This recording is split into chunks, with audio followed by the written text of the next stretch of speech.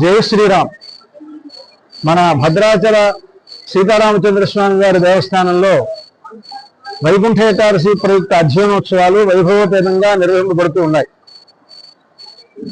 ఇక్కడ జరుగుతున్నటువంటి ప్రతి కార్యక్రమము వైదికమైన సనాతనమైనటువంటి ధర్మమును అనుసరించి ఏ విధంగా అయితే జరగాలో ఆ విధంగానే ఆధ్యాత్మికతతో కూడుకున్నటువంటి కార్యక్రమాలే మన భద్రాచల దేవస్థానం ద్వారా జరుగుతూ ఉన్నాయి.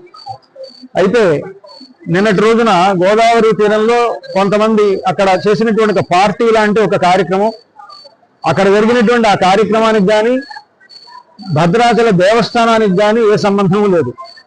అక్కడ జరుగుతున్నటువంటి కార్యక్రమం అది వేరే, అది దేవస్థానం నిర్వహించినటువంటిది కాదు.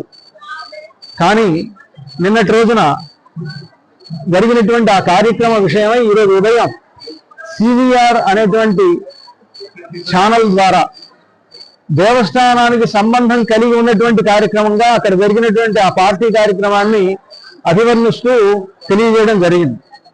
అయితే దాన్ని మేము పూర్తిగా ఆ విషయం అది సరైనటువంటి కాదని మీడియా మిత్రులకి అందరికీ కూడా విజ్ఞప్తి చేస్తున్నాం.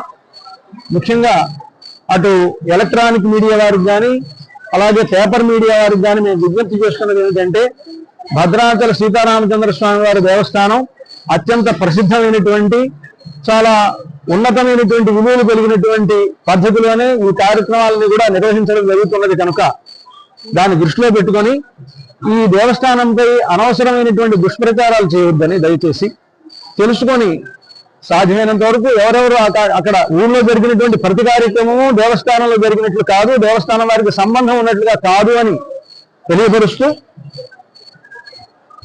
భద్రాచల సీతారామచంద్ర స్వామి వారి యొక్క వైభవానికి మీరందరూ కూడా తోడ్పడాలని అందరికీ విజ్ఞప్తి చేస్తూ జై శ్రీరామ్.